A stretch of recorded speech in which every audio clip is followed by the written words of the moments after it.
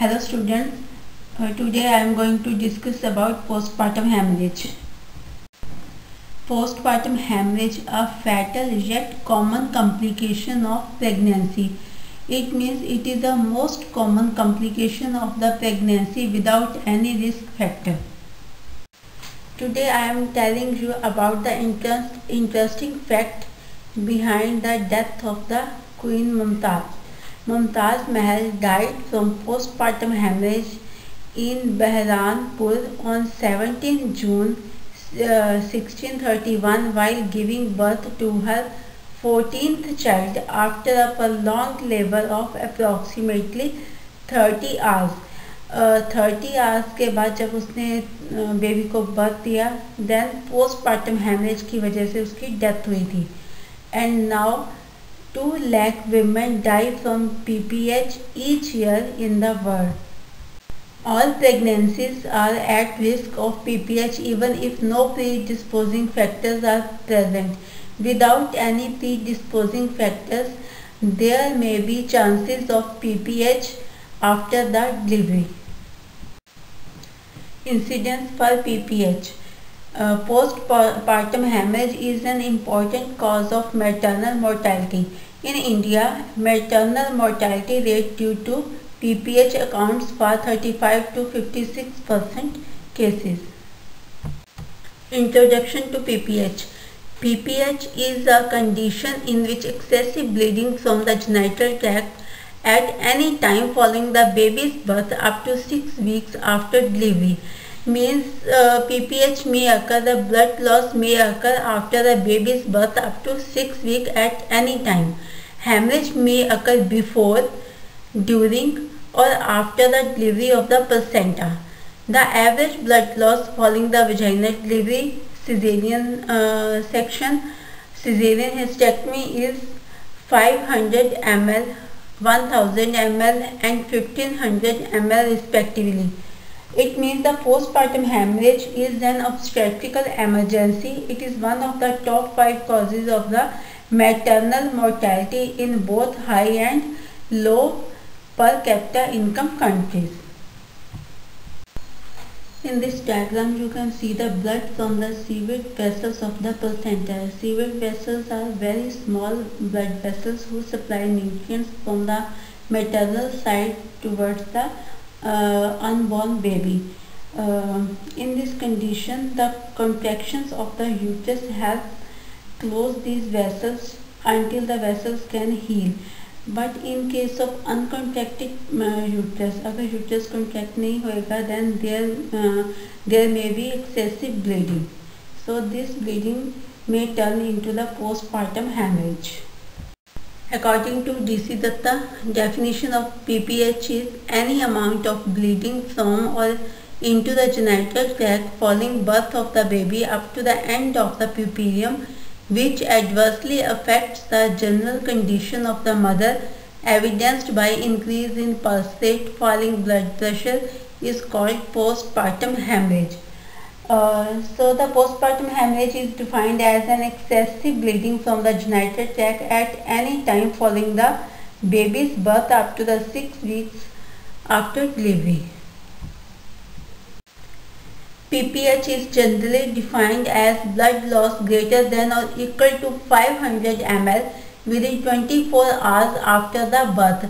Normally जो blood loss होता है 500 ml है. अगर इससे ज़्यादा हो जाए तो it is recognized as PPH. While the severe PPH is blood loss greater than or equal to 1000 ml within 24 hours, then उसे according to WHO क्या है, वो severe PPH है. अगर 1000 से ज़्यादा 24 hours के बीच 1000 से ज़्यादा अगर bleeding होती है तो that is called severe PPH. Then नीचे एक टेबल है, उसमें लिखा है फर्स्ट कॉलम है, that is called conceptional period. Conceptional period from LMP up to the 22 weeks, क्योंकि 22 वीक्स तक जो है वो सारा कंसेप्शनल पीरियड है. उसके बाद जब वाइबल हो जाता है, वाइबिलिटी होती है, फीटल वाइबिलिटी 22 वीक्स के बाद वहाँ से लेके अप टू द डिलीवरी. इस टाइम पे जो हेमरेज होएगी उसे कहते हैं एंटीपार्टम हेमरेज.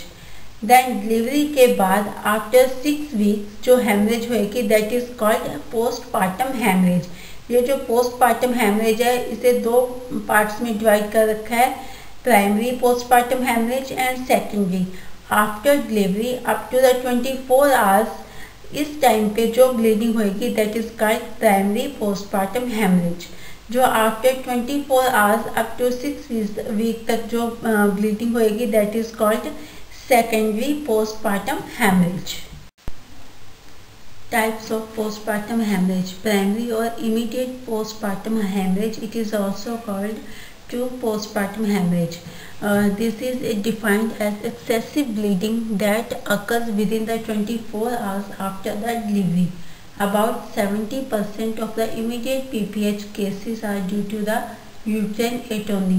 अगर यूट्रम में कॉन्ट्रैक्शंस प्रॉपर नहीं आ रही उस रीज़न से भी PPH हो सकती है। Mainly it occurs in the 70% cases.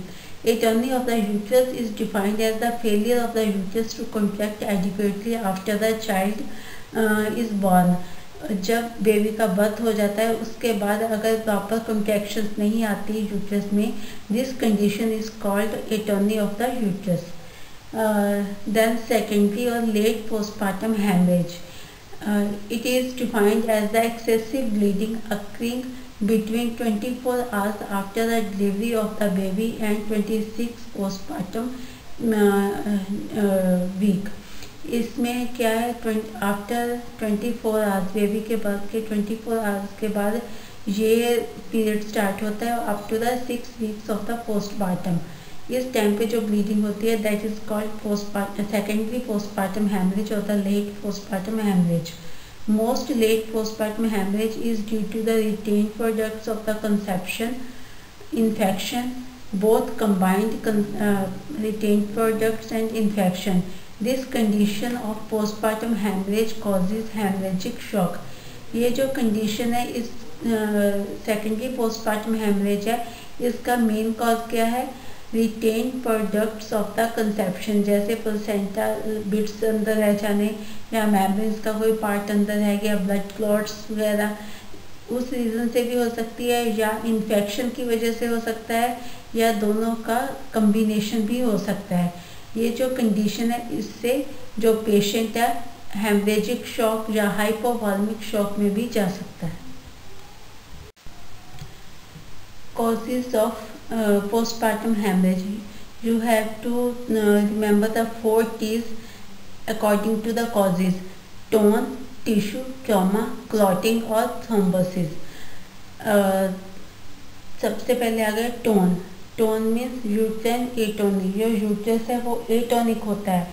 Atonic means उसमें जो कंट्रैक्शंस है प्रॉपरली नहीं आ सकती। ये प्लेसेंटा प्रीविया के कारण भी हो सकता है, ड्यू टू प्लेसेंटा ब्रेप्शियो या general anaesthesia, miss management of the third stage of labour, full bladder है तब भी जो यूट्रस में कॉन्ट्रैक्शंस नहीं आएंगी। और इसके अलावा जो augmentation of delivery by the oxytocin means के जो to the post delivery uterine atonicity is likely to develop as oxytocin will increase the power of contraction without improving the retraction power of the uterine muscle. Constriction ring बन जाती है, उसके कारण भी आ सकता है। कोई अननोन एटियोलॉजी भी हो सकती है, prolonged labor due to the contracted pelvis, ठीक है, इनमें से कोई भी रीज़न हो सकता है फॉर द एटोनिक यूट्रस।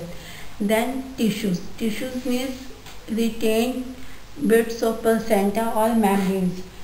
अगर मेम्ब्रेन या प्लेसेंटा का कोई पार्ट अंदर रह गया, कोई फ्रेगमेंट्स अंदर रह के, उस कारण भी जो यूट्रस है एटोनिक हो सकता है और पीपीएच स्टार्ट हो सकती है। देन ट्रॉमा जैसे लेसरेशंस हो गया, यूट्राइन रप्चर हो गया या vulvar injuries, perineal injuries, vaginal injuries, cervical tears हो गए या लोअर सेगमेंट टीयर्स हो गए, कोई भी इंजरी हो सकती है। इंजरी की वजह से भी ब्लीडिंग स्टार्ट हो सकती है। देन क्लॉटिंग और थ्रोम्बिन, इसके मेन कॉजेज क्या हैं क्लॉटिंग के? डिसएमिनेटेड इंट्रावेस्कुलर कोएगुलेशन, एक्सेसिव फिब्रिनोलाइसिस हो गया, इनहेरिटेड कोएगुलेशन डिसऑर्डर या idiopathic thrombocytopenic purpura. Purpura means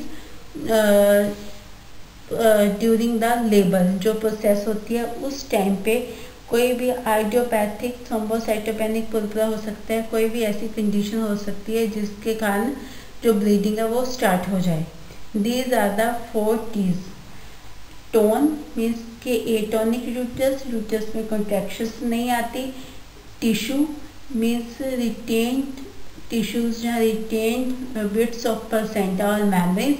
trauma, trauma means अगर किसी भी रीज़न से ट्रॉमा हो गया, चाहे फोर्सेप्ट डिलीवरी है या किसी भी रीज़न से लेसरेशंस होगी या यूट्राइन रप्चर हो गया, टीयर हो गया। देन क्लॉटिंग, अगर कोएगुलोपैथी है ड्यू टू एनी रीज़न। ये जो 4 रीज़न है, 4 T's है, ये आपको याद रखनी है कि यही मेन कॉजेज हैं PPH के। 4 T's etiology of the primary PPH। First one is tone.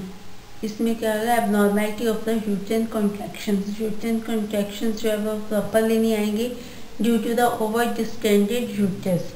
Over distended uterus क्यों हो सकता है? बिकॉज ऑफ पॉलीहाइड्रोमिनोस और मल्टीपल प्रेगनेंसी। इससे क्या होगा, myometrium becomes excessively stretched and therefore less efficient, means कि उसमें ज़्यादा कॉन्ट्रैक्शंस नहीं आएंगी। Then intraatonic infection, intraamniotic infection, amniotic cavity की इन्फेक्शन हो सकती है। यूट्राइन मसल एक्सर्शन या यूट्राइन एटोनी हो सकती है। फंक्शनल और एनाटॉमिकल डिसऑर्डर या distortion of the uterus, uterus में किसी तरह की कोई एबनॉर्मेलिटी यूट्राइन स्ट्रक्चर में या यूट्राइन फंक्शन में, इनकी वजह से जो यूट्रस है वो प्रॉपरली कॉन्ट्रैक्ट नहीं करेगा। सेकंड इज टिश्यू और the retain products of conception. अगर कोई प्रोडक्ट्स, कंसेप्शन प्रोडक्ट्स अंदर रह गए, जैसे रिटर्न प्रोडक्ट्स लाइक मेम्ब्रेन का कोई पार्ट अंदर रह गया, एबनॉर्मल प्लेसेंटा है उसका कोई लोब अंदर रह गया, जैसे बाइलोब प्लेसेंटा हो गया, एक लोब अंदर रह जाना। प्लेसेंटा प्रीविया की कंडीशन है या प्लेसेंटा एब्रप्शन की कंडीशन है, उस कंडीशन में भी ब्लीडिंग हो सकती है। ब्लड क्लॉट्स और कॉटिलिन जॉइंट्स। कॉटिलिन जॉइंट्स क्या होते हैं? ये प्लेसेंटा की जो मैटरनल साइड है वहाँ पे जो लोब्स हैं उनको कॉटिलिन जॉइंट्स बोलते हैं, ये भी अंदर रह सकता है। या ब्लड क्लॉट कोई हो सकता है जिसकी वजह से ब्लीडिंग होएगी। Then trauma, trauma at the genital tract, जैसे सर्विक्स, वजाइना और पेरिनियम पे लेस्टेशंस, टीयर हो सकता है। सिजेरियन सेक्शन टाइम लेस्टेशंस हो सकती हैं। Uterine rupture due to the any reason, और यूट्राइन इन्वर्जन मीन्स के जो यूट्रस है वो इन्वर्ट आउट हो सकता है जिसकी वजह से PPH होएगी। Then thrombin, abnormality of the coagulation, coagulation disorder जैसे कोएगुलोपैथी होगी या कोई भी थेरापेटिक रीज़न हो गया, किसी मेडिसिन की, किसी ट्रीटमेंट की वजह से हो सकता है। यूट्राइन एटोनी और the tone of the uterus. The most common and the important cause of PPH is uterine atony or atonic uterus. It occurs in 75 to 90% cases. Uterine atony can often be effectively managed with the uterine massage in conjunction with the administration of uterotonics. इसमें यूट्रोटॉनिक्स देने के बाद uterus की अगर धीरे धीरे massage की जाए तो this condition can be managed. Next is tissue. Retained products of conception, most often a retained placenta or retained placental fragments must be removed to stop bleeding. अगर कोई retained products है कंसेप्शन के या placenta के कोई fragment अंदर रह गए, मेम्ब्रेन का कोई पार्ट है, तो उन्हें रिमूव करने से जो ब्लीडिंग है उसे स्टॉप किया जा सकता है। Rarely an invasive placenta may be present. Hysterectomy is the most common treatment. Then trauma. It occurs in 5 to 10% cases. Operative vaginal delivery due to vacuum of forceps, perineal, vaginal and cervical tears, lower segment tears, uterine rupture, cesarean section, mediolateral episiotomy. Trauma resulting from the birth process can result in the significant blood loss, and the source of trauma must be quickly identified and treated. These are the causes of the traumatic uterus जिसकी वजह से postmortem haemorrhage हो सकती है। Then thrombin may be due to disseminated intravascular coagulation, placental abruptio, pre-existing bleeding disorder like hemophilia. Hemophilia is a genetic blood disorder. Patient on anticoagulant therapy. Fresh blood is usually the best treatment as this will contain platelets and the coagulation factor 5 and 8. Then fresh frozen plasma may also be infused to prevent the thrombin formation. Sign and symptom of PPH. Vaginal bleeding is visible outside, either as slow trickle और rarely a copious flow. इसमें जो blood है vagina से जो blood आ रहा है visible होएगा, slow होएगा एंड कोपियस फ्लो मतलब थिक होएगा और स्लो इसका फ्लो होएगा because of thickness. Rarely the bleeding is concealed, either remaining inside the utero-vesical canal or in the surrounding tissue space resulting in the hematoma. इसमें क्या है बहुत रेयर कंडीशन है जिसमें ब्लीडिंग जो है कंसील्ड होती है। कंसील्ड मतलब सेंट्रल डिटैचमेंट होएगी, प्लेसेंटा के मार्जिन से अटैच होएगा और अंदर वाली साइड जो है वो ब्लड कलेक्ट होना स्टार्ट हो जाएगा। रिमेनिंग इनसाइड द यूट्रोवेसिकल कैनाल और in the surrounding tissue space resulting in the haematoma और इसकी वजह से हेमेटोमा फॉर्मेशन हो सकती है, क्लॉट बन सकता है।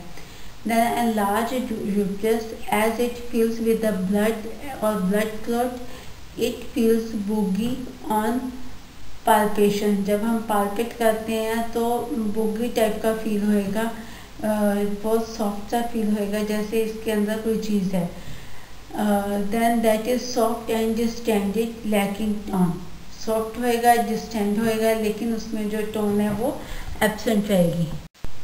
Then symptoms are pallor, tachycardia means increased heart rate, hypotension BP decrease हो जाएगा, altered level of consciousness, restlessness, drowsiness and maternal collapse. Prevention. PPH cannot always be prevented. However, the incidence and especially its magnitude can be reduced substantially by assessing the risk factor and following the guidelines as mentioned below. Guidelines during antenatal period.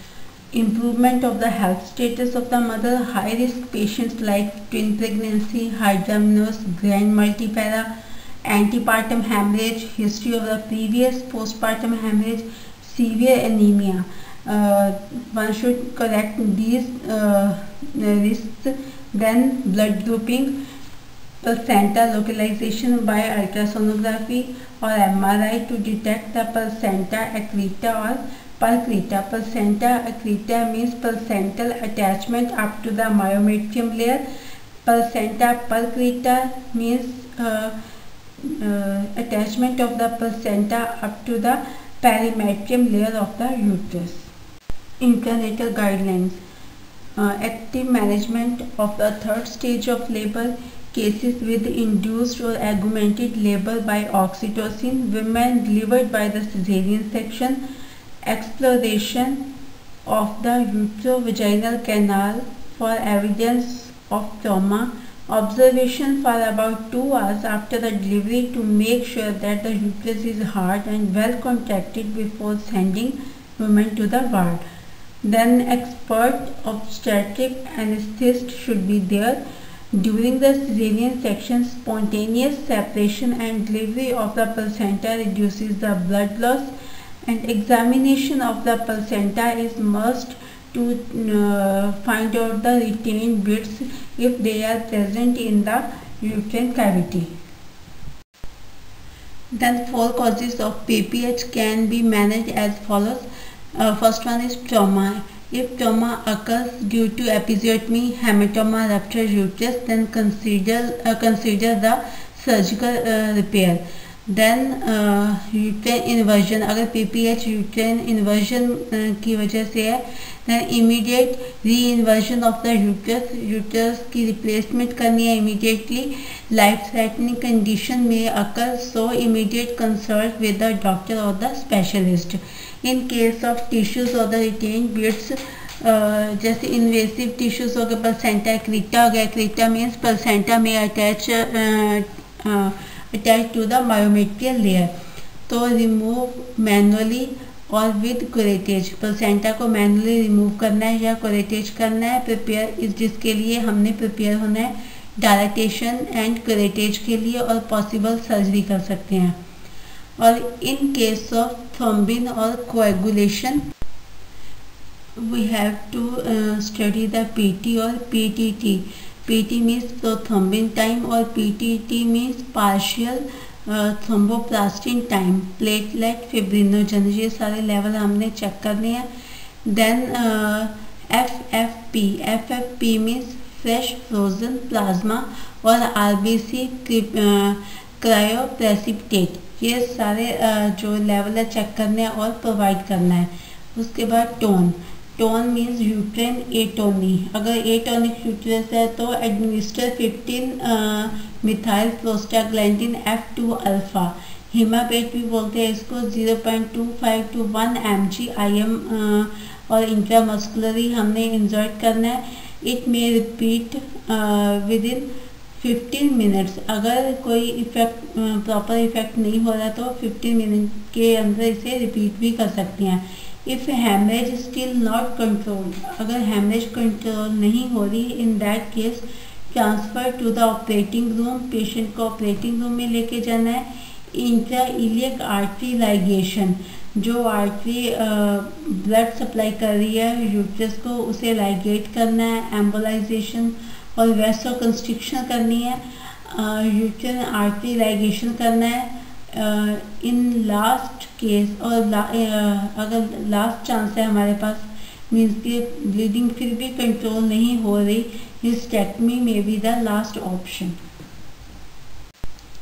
In case of placenta accreta, manual removal of placenta performed only by the medical clinician. Manually हम placenta को remove कर सकते हैं। अगर placenta एक्रीटा की condition है, उसमें क्या है, स्लाइसिंग इवेंट, धीरे धीरे स्लो हैंड को बिल्कुल यूट्रन वाल से लगा के प्लेसेंटा को डिटैच करना है धीरे धीरे। तो इन केस ऑफ इन्वर्टेड यूट्रस, अगर यूट्रस जो है वो इन्वर्टेड है, उसकी इनसाइड आउट है, तो उसे रिप्लेस करना है, री इन्वर्जन करना है, वापस उसे अपने स्पेस पे लेके जाना है। उसके लिए हम ये प्रोसीजर स्टेप्स अप्लाई करते हैं। सबसे पहले उसे पकड़ के यूट्रस को उसे अपवर्ड मूव करना है, देन एक फिस्ट बना के वहीं पे रखना है। तब तक हमने फिस्ट बना के रखना है जब तक यूट्रस में कॉन्ट्रैक्शन स्टार्ट नहीं हो जाती after giving the oxytocin.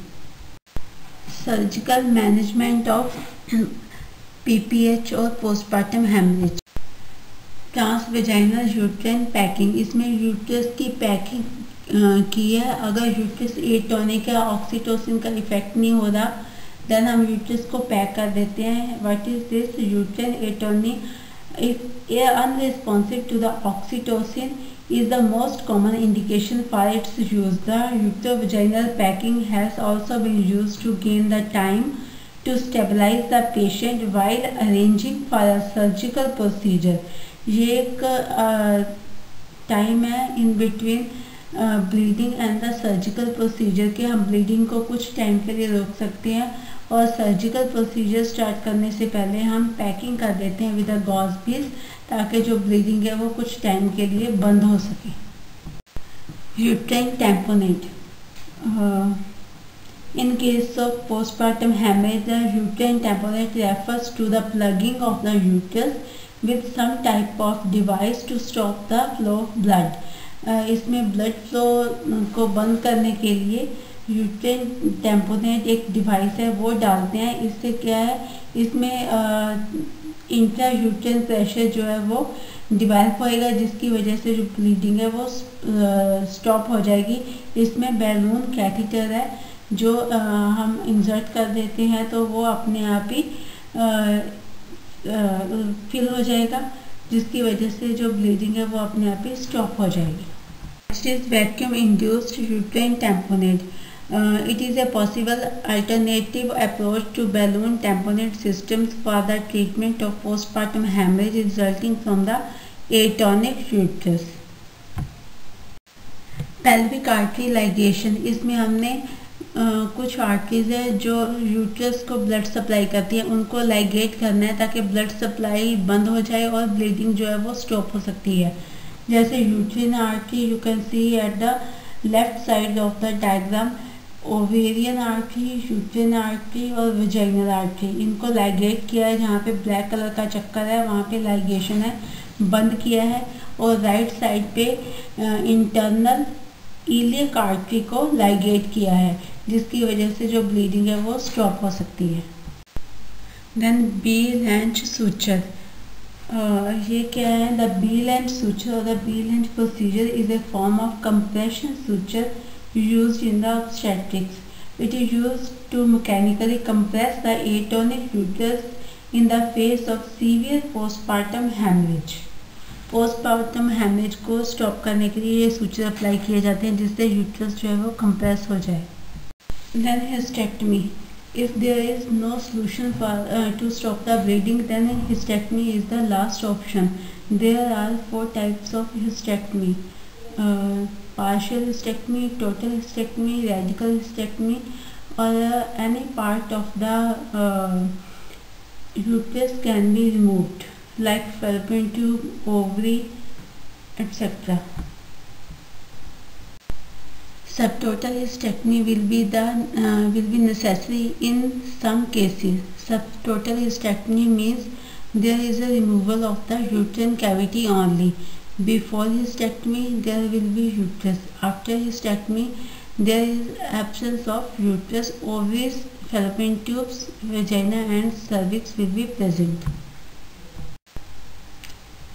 Techniques of hysterectomy: abdominal hysterectomy, vaginal hysterectomy, laparoscopic assisted vaginal hysterectomy, laparoscopic assisted supracervical hysterectomy, total laparoscopic hysterectomy.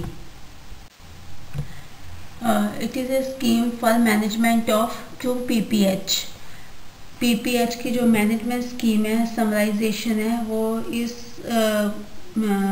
Slide पे दे रखी है। जो सारा मैंने करवाया है आपको पीछे, उस सारे का ये समराइजेशन है। यू कैन रीड दिस, ये DC दत्ता की बुक में भी प्रेजेंट है। Okay, this is all about PPH, postpartum hemorrhage. If you want to ask any question, then please contact me. Thank you.